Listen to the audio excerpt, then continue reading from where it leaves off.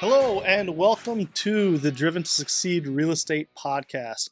I'm your host, Brett LaCoy, and we have our very first friend from across the river, Stacy Vorwald. Hi, Stacy. Hi, Brett. How are you? I'm good. Great. Thank you so much for coming all the way over here, St. Louis Park. You're in River Falls, I am. and so you're our first Wisconsin licensed real estate agent on the podcast. It's an honor. It's awesome to have you. Thank you. Great to see you. Yeah. Well, and so today we're going to talk about a couple different things. Okay. Um, you are an educator. This is what you like to do. And there's something that a lot of people have been talking about, and some things that are coming down the pike, and some things that you're seeing over there in Wisconsin, maybe even over here in Minnesota as well. You want to talk a little bit about foreclosures, short sales, shift sales. What are all these things, and how do people get into this mess? So basically, what I see first is forbearance. Oftentimes, that comes up first. Mhm. They are looking to, basically defer payments. They're in trouble. They've lost their job. Right. Um, they just need to make right and try to navigate that period of time. However, what that means is once their term is up, whether it's 6 months or a year, everything's paid, all the fees, interest, and whatnot. And if you're not a saver, it's something that could lead to like a short sale. Sure.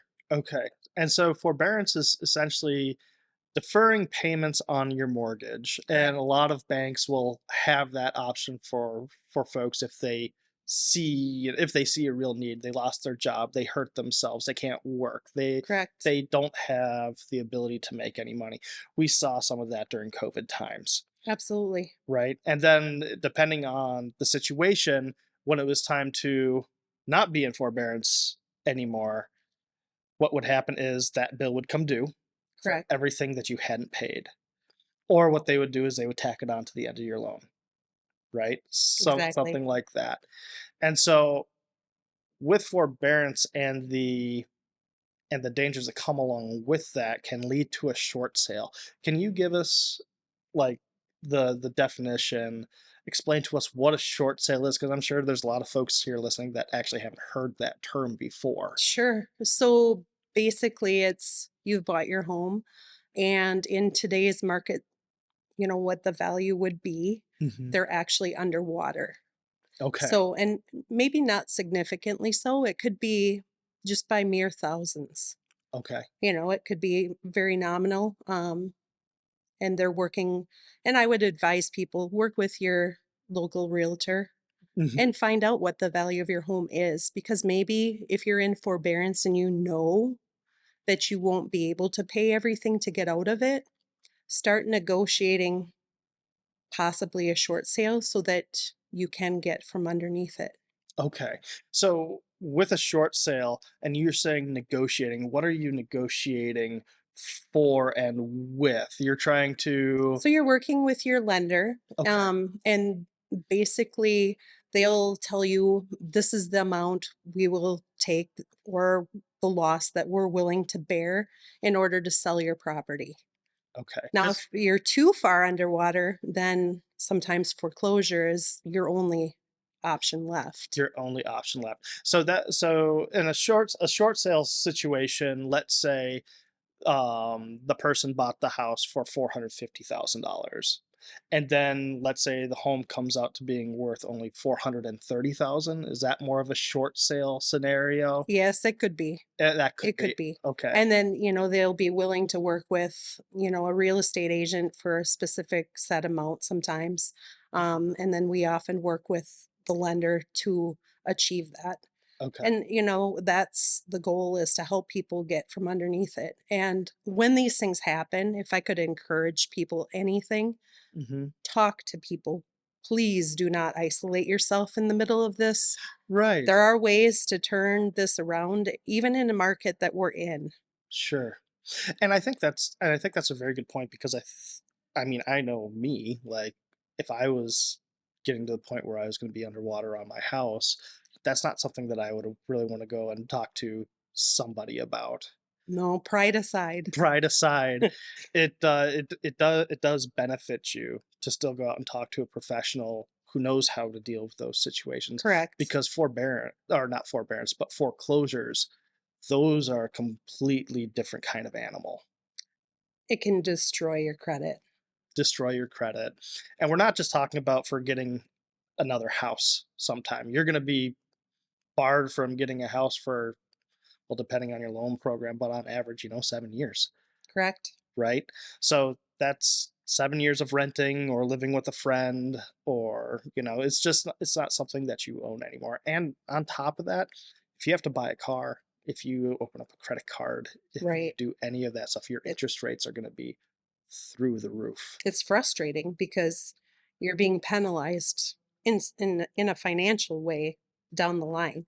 And Yes. if you catch it early on, your short sale, I think the consequences are far less. So it's really about paying attention to where you're at and knowing what you need to do. Mhm. And it's just reaching out to your professionals that helped you A, get in your house, and B, helped you finance it. They know you better than anyone. Right, and we're not here to judge, because No. we've all we've all been there one way, shape, or form or another, Well, you and know? think about it this way too. It's not an education that we're offered when we go to high school. It's No, not God, something no. that's covered. So there's no shame in that. It's not a societal norm that we talk about these things. It's really, honestly, the school of hard knocks. It is. It is a school of hard knocks. This is a life learning event, because 'cause they're not gonna teach you about this. No, you There's learn as you go through it. you learn as you go through it. Okay, so I wanna kinda go back to the short sale here real quick. Sure, So as a realtor, you're selling this house as a short sale. correct. I'm the buyer. What do I have to do to buy this short sale? Do I even know that it's a short sale when I'm buying it? You will, Okay, funds will be tight, and it'll be something that's discussed. And oftentimes when offers come through, us as agents seek permission from the seller basically to divulge, hey, this is our low point on this, and basically prepare you as a buyer for what you're looking at. sure. And then the lender comes in. I have an authorization form that I have signed by the lender so that I can work with them as well, Okay. and we can work, cooperatively together. So when it's a short sale, then I'm working with the lender that owns the majority of the home. Correct. I'm not bringing my lender into this situation when it's a short sale. I'm working with with the lender that owns the home. Is that correct? It doesn't have to be. Okay. Okay. At least in my instances, we're working with that person. What happens is that is the bank then that is paid. So Okay. we add, it's in like agent notes that it's a short sale. That's something that's listed. And oftentimes you can work with them, Mhm. but Okay. I've seen other loan originators, sorry, that have gotten deals together. They have been able to get deals together. Yep. And Okay. I've sold one in my time frame, and Mhm. it actually went really smoothly. And as I remember, the seller had to come up with a small difference at the end. Okay. Okay. So it's really a completely different animal than your traditional It is. You transaction. you have 3. Interested parties Yes. as You've opposed got to a just, buyer and a seller and a lender, and y'all are working and you're together, working for the collective good. and you're working for the collective good. So as a buyer, then I can sometimes get a deal on a short sale. You can. You can, which is why it's something that, that might be an avenue where, you have first time home buyer. It's really hard in this market for first time home buyers. That could be an Right? avenue that they could go down. It is a sad situation. Um, any short sale or foreclosure is, but And the it, buyer needs to do the research too, mhm, because they wanna know, are there any other liens? sure. You need to check the background and need to check title. Right. So having a good title company Absolutely. is key when you're doing any kinds of these transactions. Correct. Okay. That's very good to know. Because you still could offer and feel as though you're getting a very good deal. Mhm. But if you find out there's something behind it, you're now like on a sheriff's sale, you're responsible for those liens or those debts. Right. You bring up sheer sale or and so what is that? Like what's a sheer sale? So basically you default on your payments and there comes a point where foreclosure is looming, it's coming. And I often hear people don't realize they're in foreclosure, Oh my. like the term hasn't been tossed around yet. So it's looming, it's coming because most foreclosure processes last about 850 days. People assume it's not really coming, but it is. It's just It just takes a while. takes a while for it to, it kind of ruminates. Right. And that's almost 2 years. Yeah, it's For people that want to do the math on that, it's right. almost 2 years. And your sheriff's sales are listed on your county websites, Okay. and it usually lists who the debtors are, and they tell you to self-educate. Okay. So you're looking up the debts, trying to figure out what an appropriate offer might be on that property, and it's usually always cash. It's usually always cash. Correct. Okay. So that would be something for, if you had so that would be a way to get a house if you have cash, if you're a cash buyer and you want to get a little Correct. bit of a discount. But there's some things that come along with buying a foreclosure that not a lot of other folks know about. Well, and a lot of folks don't even know about a regular a regular real estate transaction. Like there's a lot of folks out there that don't know what seller disclosures are. Can you go through what seller's disclosures are on like a regular real estate transaction? So sellers' disclosures are, any material adverse facts about a home. Okay. Um, and when you're dealing with foreclosure or a sheriff's sale, you don't usually get those. Right. You don't get to go in and kick the tires and see what's wrong. It's sight unseen. It's sight unseen, so you don't get to order an inspection. You don't get to No. do any of that stuff. No, you're taking a risk. Okay. You are. So at a sheer sale, it's almost always cash. What about for like I see a foreclosure on Zillow? Well, how do I Okay. buy that? Does that have to be cash too? Typically, yes. Typically, yes. Yes. Okay. Um, it's an agent who is listing the property that's being foreclosed upon. Okay. They set a higher price typically than what you see on a county site or on a place where you would bid. Okay. So say, you have a website that is auctioning this home. Mhm. They'll have bids say that start at 175, but online on the MLS, they might be asking for like 215 for that same property. Okay. So they'll list it with a real estate agent. You still don't get to tour the home, and it'll tell you that because oftentimes there are tenants that live there. Sure. Okay. So oftentimes that's blocked, but they'll ask for, on the MLS more money, and then they'll have an auction site where you place your bids, and that's where us as real estate agents place our clients' bids as well. Okay. And then they run it in several cycles, and when they have something that they finally like, they accept. Okay. So when it comes to there's not nearly as much negotiation on a foreclosure as there would be a regular real estate transaction, correct? Or is there still some negotiation? There's still some negotiation. Okay. And are you dealing then you're not dealing with the person that owned the property at that point. No, You're dealing with with the the bank. lender, with the Okay. bank. With the bank. Correct. Okay. And then they decide what the minimum is that they would like to receive. And sometimes they set a minimum Mhm. and they don't quite reach it, but they come close enough. Okay. They may settle. They may So s there is some negotiating, but I do believe there's a minimum that they will be willing to settle for. Sure. Don't get seller concessions on something like that generally. No, and to boot, if you're a buyer, there's no buyer's premium to pay to your real estate agent. So oftentimes you're paying Mm, for your buyer's agent too. okay, okay. So that could be anywhere from 3,000 to sky's the limit Sky's the limit. as far as what you're buying. Sure.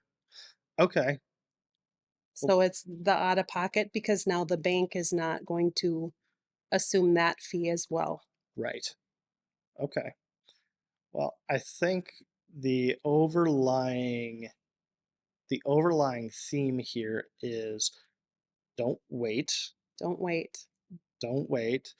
Don't wait to be in over your head before you know before you think you are. And again, this is one of those things, and I know Brandon and I and our guests have all touched on it. We'll touch on it again. We are not strangers, right? No. You No. should call us if you have a question. You're not Absolutely. you're not bugging us. One of the things I appreciate about you, Stacy, is that you are an educator and that you are there to help people. You've told me plenty of stories of where you've had past clients come in and say, "Can they do this?" And you're like, "No, they're just they're just blowing smoke at you. This is what you need to do to make sure it stops." And that's what we're here for. But along with that same theme of it doesn't pay to wait, let's talk about listing Okay. and what you should be doing right now if you are planning on selling a house and then buying one even next year. Sure. What are some of the things that you need to be getting ready to do? So sellers have quite a few options. Oftentimes, while the grass is still showing, Mhm. I like to show off landscapings, things that if you're going to list in the winter, Mhm. a person can't see. Sure. So I'm looking at capturing your home in different seasons, which I think is helpful to any buyer. The other thing that can be done is basically just the tidying up process. Fresh paint, fixing things that need to be fixed. Um, a seller could have an option of doing a pre-inspection to address things that may come up during an inspection period if they wish. Sure. It's going to be a competitive market as far as homes being for sale. And I believe that the more prepared you are walking into it, the more success you will have. Right. So this is something for all the folks that want to sell a house right now. This is not like it was 2 years ago. No, not even close. Not even close. The house could be half burnt down and you would get an outrageous premium for it. Right. Right now, we're getting back to the days of where we need to really be strategic on maximizing your profits for that house, is what you're saying. Correct. I mean, it's as simple as purging extra clothing in your closet to appear that there's more room. It Sure. might be getting ready to stage, having flowers and plants, and the home smells like cookies, Sure. for real. Right. Well, a lot of people. So that was one thing. My buddy was selling his house, and I never heard of this, but his realtor had told him, "All right, we're gonna have showings all afternoon. I want you to go make some cookies in the oven." Right. Right? I had never heard of that before. I think that's so cool because it just gives you that much more of a like homey feel for Right. your And buyers. and that's what you want to portray. You want to kind of entice all of the senses when people walk into the home. Mm, Not only does it look great, but it smells great. It has great curb appeal. Things look like they've been taken care of. And that's so reassuring to a buyer mhm. because if they see neglect, they wonder what else is hiding, Mm, beneath. right, What else hasn't been taken care of? right. Well, and I think too, like, okay, how much does it cost to paint a living room that has cheap paint on there? There's some Right. flecks, you know, how much does it cost to paint that? And then what's the return on that investment? Because painting is something that almost everybody can do. Right. So if Right. you can do it yourself, it's honestly the price of a pail of paint, some brushes, some rollers, and some And some tape time. and some time. Right. And the return, like, to have somebody come in and paint a house these days could be anywhere from 3,500 to, once again, on up Right. if you want, your whole home redone. Sure. So if you can do that, that adds significant value. And it also allows a new family to move in and chill, like they can Yeah. relax. And there's something to be said in this day and age for peace of mind. Yes. And I think that addressing those issues pre-sale is going to be a winning combo for someone who's looking to sell in the spring market. Sure. Let me ask you, so in getting so many people ready to sell their home, what do you think is probably the most overlooked thing that somebody can do to get their home ready to sell? Like, would it be paint? Would it be something else, like getting that home ready? What have you noticed? A lot of times it's something as simple as clutter and flow to a home. Clutter and flow to a home. So if people have to navigate through your home because it's so full of furniture, Sure. they feel claustrophobic. Okay. Um, it's like addressing the paint issues too, like peeling paint.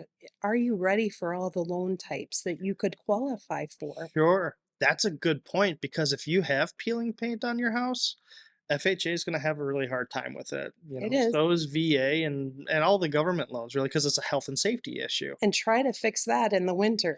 Not fun. No. Not fun. Okay. That's That good. and railings, That just and railings. Yeah. correct. You're just making sure things work. And even if that's not something that's affordable, I think the next best thing is just simply honesty. You Hmm. disclose that it doesn't work and you price appropriately. Sure. People can live with that. That's something that they're That like, they're okay okay, I with. can deal with that. That's easy. Right. And I mean, it might be something too, where, maybe there is that first time home buyer out there that's not looking for something turnkey and maybe they want to put a little elbow grease into it. Correct. But There's definitely a market for them as well if the seller can't pay to have things done. right. And meeting those loans oftentimes is easier than people even realize, Right. but it's being prepared for those buyers as well. Right. Well, and I mean, we've had it too. I mean, just within our team, I mean, we've had FHA folks, and yeah, the house had some peeling paint, but they're like, we'll go out and we'll scrape it and paint it. Then Hmm. the appraisal goes out and it's fine. You Correct. know? I had a home that didn't have front stairs and the door was 3 feet off the ground. And Yep. it's not going to fly with a loan, No. but I had an individual who needed to move and we helped him build front stairs so that he could get it through his loan. Right. And it is the small things. Hmm. And you're making an improvement on a property with the intention of closing. Right. So you do have to be careful in those instances, and that's why you hire, people The, like me and yep. like you. Yeah, because we're there to help out our clients. And I was just gonna say that's so important because there's so many, there's so many um actors out there, and there's a lot of good people too. I'm not gonna discount the No, good there's a lot of people, good people. who will, like get into they'll roll up their sleeves, they'll do whatever it takes to help you out. I know you've done that. I've done that. It all comes down to the team that you have. Right. And even if I can't do it, I'll find someone who You'll can. find somebody who can. Right. Because maybe I'm not the person who can do the post hole digger. Sure. But guess what? You're gonna know somebody that Yeah, does. of course. And that's part of it too, is we maintain those relationships with those professionals. They come in and help us, whether it's tidying up electrical or plumbing or whatever need be. And then once spring comes along, you have confidence in your home and it'll show, and it'll be one of those things where you're not afraid to negotiate. Whereas if you know there's a bunch wrong, you feel like you have to come down. There's something about that pride of ownership where you've taken care of it, where you're not just going to let it slip between your fingers. Right. Right. Yeah, pride of ownership. Yeah, You it's did a it. big deal. It is a big deal. No, that just made me think back to an episode we did. Oh my gosh, it's got to be a year and a half now. Did you know that pride of ownership is actually something that your insurance adjuster will take into account when they go out and I take did not know that. yes, they will actually take a look at pride of ownership. Makes sense though, Yeah, because the insurance companies want to insure folks that have great pride in their property. right? It actually helps your premium. Well, and that's a whole nother conversation too, because insurance rates have climbed. Oh my gosh. Yeah. I They mean, have, and it's good to check. And I'll just kind of throw this out there. This is something I'm actively dealing with. Is I have an individual purchasing a property in a floodplain. The oh, previous owners declared what they were paying, which was $100 a year to be in that floodplain, which is incredibly cheap.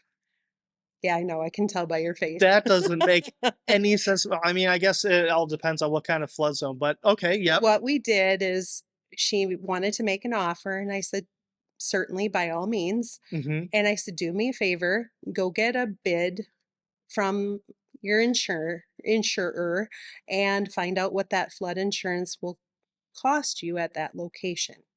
It was $2,500 Just for the flood insurance. just for the annual flood insurance. So you tack on your 1,700, $1,800 Right. regular homeowners insurance on top of that. And it's a quick turnaround property. So I didn't want this person to get into it, find out what that is, and then back out.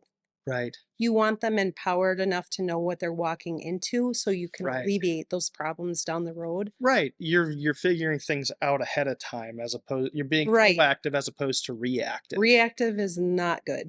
Never in the real estate industry. It's never good.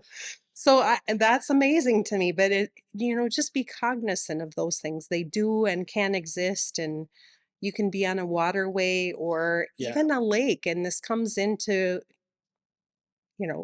it's a huge part of the picture. It's a huge part of the picture, and we were talking earlier, and you're getting your license down in Florida, I am. and I'm licensed in Florida, and the insurance down there Right? with all the hurricanes and everything else. I mean, around here, depending on the size of the house, it could be anywhere from $1,500 to $2,000. Mhm. Down there, double it Right. at least, Correct. which is just it's nuts. You take a look at that. Okay, we're going from $150 a month payment to 350, 400. Yeah. That definitely will affect how you can buy down there. And there's a lot of insurance companies that are just pulling out altogether. Um, Well, and you look at the claims in those areas. I mean, and it does, there are far reaching effects even inland. yeah, So they are rated higher, and it's just because there's something that's happening. right. Well, and I know the government down there too, DeSantis, he's been working too to make it so that look, you need to be able to disclose everything on the claim. He's making insurance companies do this so that you can't just deny people. You have to give that owner a reason why you're Correct. denying their claim. A lot of times they get away with just saying, nope, you're denied, and they would just move on, which is another reason why a lot of insurance companies have been pulling out of there because they don't want to play that game. But there's still some good companies that are That, down there. yeah, that and California. Oh, yeah, earthquakes. Absolutely. Yeah. It makes me kind of happy sometimes. I live in the Midwest. The only Right. thing I have to worry about really is a tornado, unless I live in a floodplain, Right? you know? It's been a long time since we've felt some tremors Yes, in the valley, so to speak. in the valley. Although it River is, Valley. yes, although it is fun going back to my geology degree, that big old fault line, Yeah. right? And we actually sit on one of the most geologically stable shields. But anyways, that's not real estate related. Well, it is Well, just a few kinda. thousand feet below. True.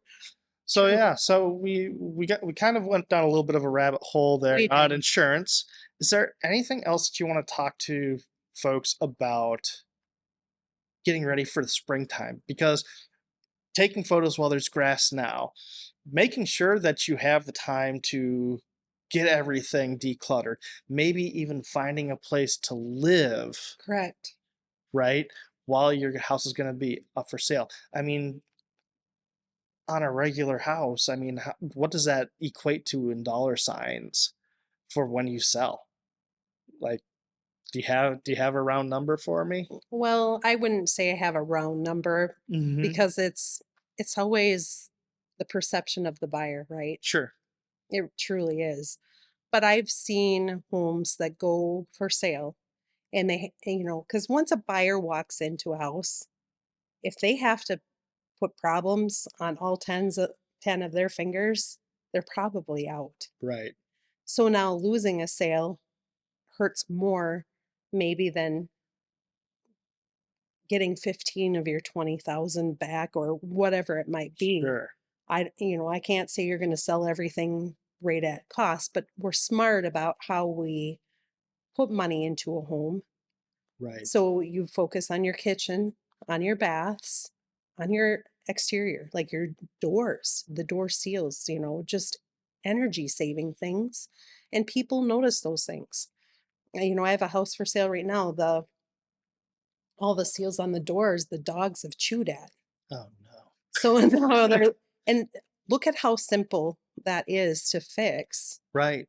and just take that whole problem away. It's things that are like that are such a big deal. Right. Well, especially what if you have a buyer that doesn't have dogs and they don't understand that your four-legged friends, we're doing this, and now they're like, well, now I have to clean up your dog's mess. And I don't know. I just know that that would be something that there's just some innate trigger in the brain where it's like, I can't relate to this, and it makes me even more not happy about something. Right? I would say, and I look at what the people I've been working with, what they have to put back into their homes, and it's been really nominal. Hmm. The biggest things I've seen is septic, you know, Sure. and those things can cost 16,000, maybe upwards of 20 depending upon the system itself. But those are things that you get back because now people understand it's new. I don't have to do it. Hmm. And it's no longer an issue. It's It's the actually something that they can get excited about because a lot of properties that are rural are not going to have that. right. Oh, absolutely.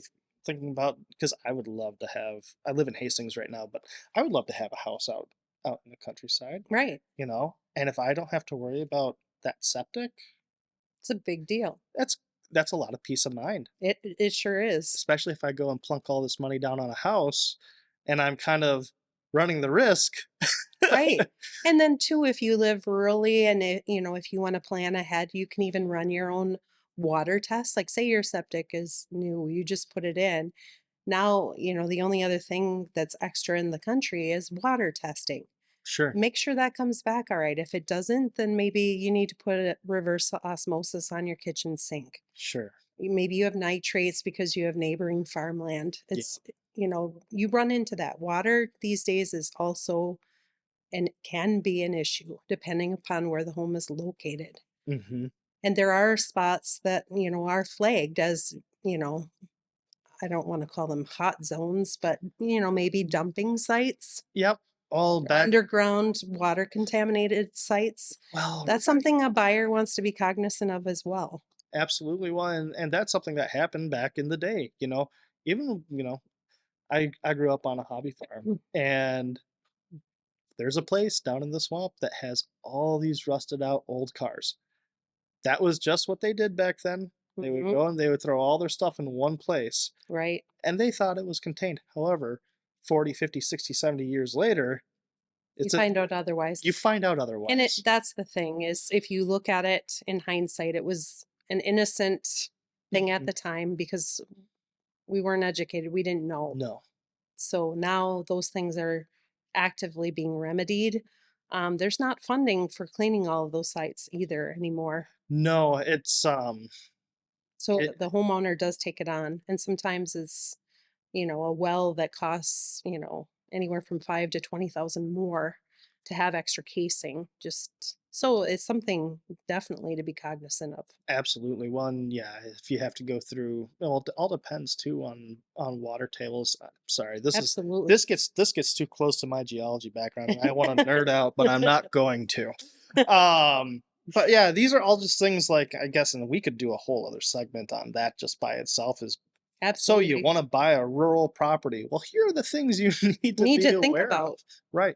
But unfortunately, our video guy is saying, "Hey, we're getting towards time." Of So, course we are. so yes, which is normal for us. But before we go, is there anything else that you really wanted to get out there to the world so that they know when it comes to either anything that we talked about: short sales, shift sales, foreclosures, forbearance, rural property insurance? We talked about a lot. Right, we really did. We covered yeah, quite a bit. I would just say you have questions or, concerns, reach out to your local realtor or lender. We're happy to help. There are so many considerations to be made in this day and age, and there's so many ways you can prepare yourself so you can ensure success, whether, it's going through a tough time or, the excitement of buying. There's so many opportunities that are still available out there. Just know that that's something you too can be a part of. Excellently said. Very good. Well, everybody, thank you so much for watching. Please like, subscribe if you found this video helpful, insightful. Leave us a comment if there's something that you would like to talk about. You're going to see Stacy's and my contact information here at the end. Give us a call if you have questions. We are your local realtor and lender. So until next time, everybody, take care and stay safe out there.